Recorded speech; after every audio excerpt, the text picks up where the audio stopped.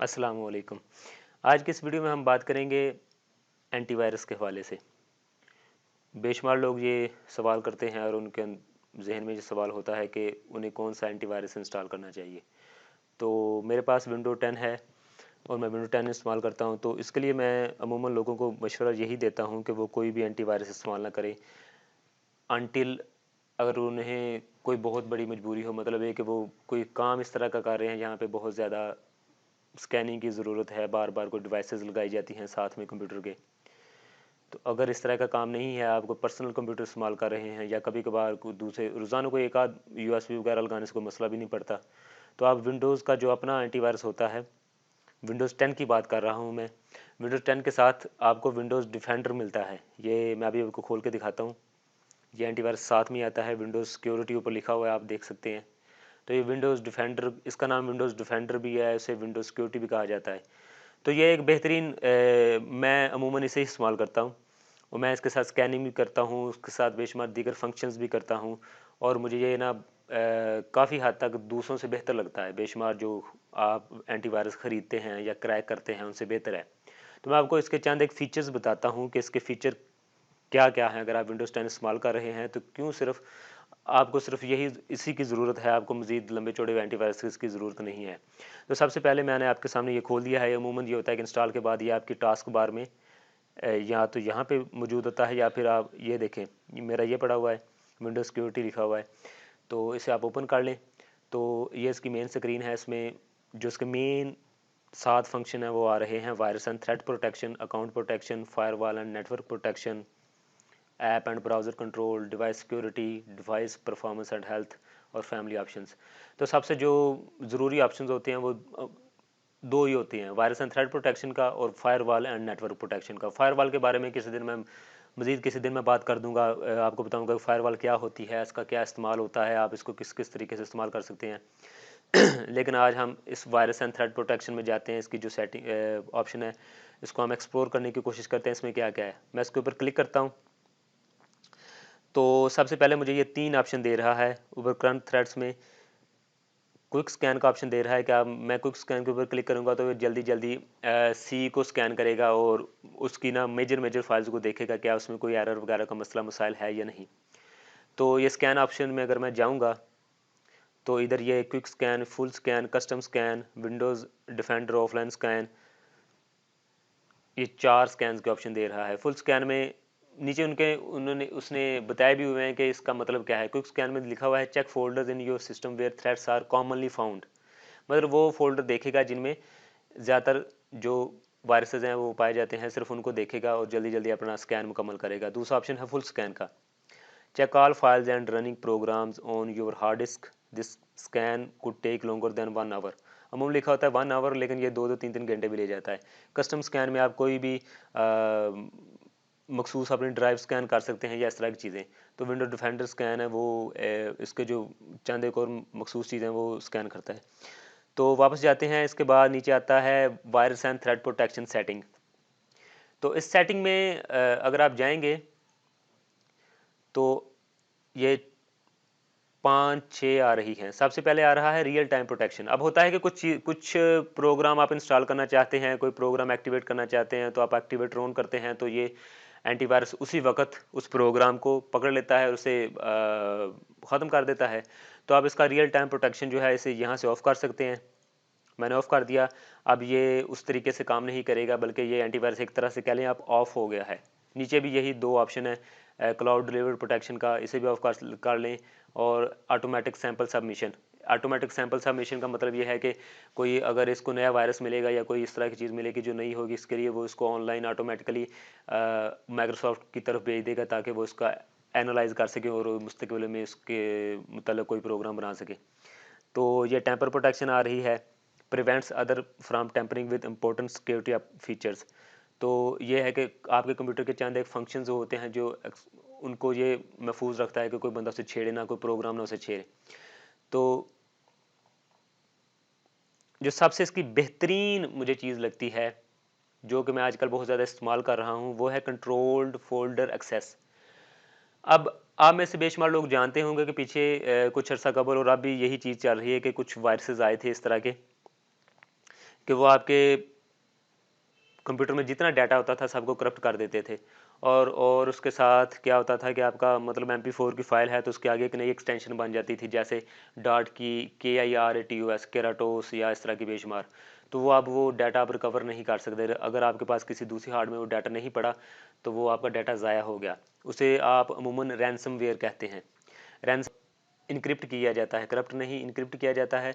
और जो इनक्रिप्शन की होती है, वो जो बंदा जिसने वो रैंसमवेयर छोड़ा होता है वो कहता है मुझसे की खरीदें आप, इसको डिक्रिप्ट करेंगे और उसके लिए मैं आपसे पैसे लूँगा।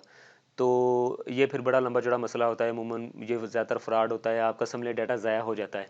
तो इसके लिए बेहतरीन चीज़ होती है विंडो 10 का जो ये ऑफिशियल सिक्योरिटी है, इसके अंदर एक बहुत बेहतरीन चीज़ है वह कंट्रोल्ड फोल्डर एक्सेस की। तो मैं इसमें जाता हूँ मैनेज कंट्रोल फोल्डर एक्सेस। इसमें होता यह है कि कंट्रोल फोल्डर एक्सेस फ़िलहाल मैंने ऑफ़ की हुई है, मैं इसे ऑन करता हूँ, मैं अमूमन इसे इस्तेमाल करता हूँ। तो ये नीचे 3 ऑप्शन आ गए हैं, block history, protected folders, allow an app through control folder access. अब ये जो दूसरा ऑप्शन है प्रोटेक्टेड फ़ोल्डर्स में जाते हैं हम। इसमें आप देखेंगे कि ये बेशुमार फ़ोल्डर हैं जो इसमें ऐड किए हुए हैं मैंने। ये कुछ विंडो अपनी तरफ से खुद ऐड कर लेती है, जैसे ये पिक्चर्स का है और वीडियोस, म्यूज़िक, ये इस तरह के फ़ोल्डर। और कुछ मैंने अपनी तरफ से ऐड किया, जैसे ये पिक्चर वाला किया है, इसे मैं रिमूव कर सकता हूँ, यहाँ से नया ऐड कर सकता हूँ। अब इसमें क्या होता है, इसका मतलब क्या है? इसका मतलब यह है कि ये जो फ़ोल्डर मैंने ऐड किया हुआ है इसमें एफ पिक्चर वाला, अब अगर इस फ़ोल्डर में कोई प्रोग्राम मेरे कोई वायरस समझ लें या कोई प्रोग्राम समझ लें, इस फ़ोल्डर में जाकर कोई तब्दीली करने की कोशिश करेगा, किसी फ़ाइल को चेंज करेगा, किसी फ़ाइल को डिलीट करेगा, किसी फ़ाइल को इनक्रप्ट करने की कोशिश करेगा, तो ये जो एंटीवायरस है उसे रोकेगा, उसे वैसा नहीं करने देगा। ठीक है? और इस तरीके से आपका जो उस फ़ोल्डर में डाटा होगा वो महफूज हो जाएगा। और इस तरीके अमूमन मेरे साथ ये चीज़ें पेश आती है कि मैं जब इसे ऑन कर लेता हूँ तो मैं अपने फ़ोल्डर में बेशुमार चीज़ें डिलीट नहीं कर पाता, क्योंकि वो ये सिक्योरिटी इसने इतनी मजबूत की होती है कि वहाँ पे चीज़ें डिलीट नहीं हो पा रही होती। तो मैं इसे फिर यहाँ से वापस आकर protector folder control folder access को ऑफ़ करता हूँ और फिर वहाँ पर जाके अपनी तब्दीलियाँ करता हूँ। मैं आपको एक और चीज़ दिखाता हूँ, मैं अभी आपको एक प्रोग्राम खोल के दिखाता हूँ। ये मैं प्रोग्राम खोल रहा हूँ, मैंने प्रोटेक्टर फ़ोल्डर को ऑन किया हुआ है। अब अभी आपको दिखाई देगा कि प्रोटेक्टर फ़ोल्डर किस तरीके से काम करता है। जब मैं ये प्रोग्राम मेरा ये ओपन होगा तो ये ओपन होने से पहले ही मुझे एक एरर दे देगा। ये देखें, ये इसने एरर दे दी है, unable to start Camtasia, if this problem persist please contact technical support. मसला ये है कि क्योंकि ये जो प्रोग्राम स्टार्ट हो रहा था, ये इसकी बेशुमार फाइल्स सी में पड़ी होती हैं। सी के इस फोल्डर में, ये आपको दिखा रहा हूँ डॉक्यूमेंट्स में, यहाँ पे ये कैमटेजिया की फ़ाइल आपको देख रही होंगे आप, ये पड़ी होती हैं। तो इस प्रोग्राम ने इन्हें एक्सेस करना होता है। अब क्योंकि ये कंट्रोल फोल्डर एक्सेस की वजह से वो फोल्डर यहाँ से ऑन था, प्रोटेक्शन ऑन थी, और वो फोल्डर उसके अंदर मौजूद है। ये आपको मैं दिखा देता हूँ प्रोटेक्टर फोल्डर में जाकर। ये देखें डॉक्यूमेंट्स वाला फोल्डर आ रहा है, पब्लिक डॉक्यूमेंट्स वाला आ रहा है। तो इस वजह से ये जो प्रोग्राम है वो स्टार्ट नहीं हो पा रहा, क्योंकि वो उन्हें एक्सेस नहीं कर पाता। इसकी मैं आपको दूसरी चीज़ दिखाता हूँ। ये ओके किया मैंने, ये चीज़ नहीं होगा। अब ये देखें, इसका जो नोटिफिकेशन है ना वो मुझे यहाँ पे आ जाएगा। विंडो 10 में ये एक नोटिफिकेशन के ऑप्शन होते हैं, यहाँ पे आ जाएगा। ये सबसे पहले देखें, वायरस एंड थ्रेट प्रोटेक्शन का नोटिफिकेशन आया हुआ है, control folder access blocked, Camtasia studio from making changes, click to see setting. मतलब है कि ये मुझे बता रहा है कि मैंने ना एक प्रोग्राम कैमटेजिया स्टूडियो को आपके फ़लाने फ़ोल्डर में तब्दीली करने से रोका है। तो ये कंट्रोल फोल्डर की बहुत बेहतरीन चीज़ है। ये देखें, ये मुझे सारी चीज़ें आ रही है कि कौन कौन सी इसने ना रोकी हुई है, मतलब कौन कौन से प्रोग्राम को इसने रोका है एक्सेस करने से, मेरे जो कंट्रोल फोल्डर हैं उन्हें। ये देखें यहाँ पे VLC जो था वो एक्सेस करना चाह रहा था डॉक्यूमेंट्स को, उसे इसने रोक दिया है। तो अब मैं वापस जाता हूँ उसी कंट्रोल फोल्डर प्रोटेक्टर फोल्डर में, ये हैं। तो अब इसमें नया ऐड कर सकते हैं, ऐड प्रोटेक्टर फोल्डर से। अगर आप उसने उसमें कोई चीज़ रखनी है तो आपको वक्ती तौर ये कंट्रोल फोल्डर एक्सेस जो है ऑफ़ करनी पड़ेगी। और जब ऑफ़ करेंगे तो उसमें कोई चीज़ रखें, फिर इसे ऑन कर दें तो दोबारा उसमें कोई चीज़ डिलीट नहीं होगी। मतलब है कि कोई प्रोग्राम उसे डिलीट नहीं कर सकेगा, आप शायद कर लें।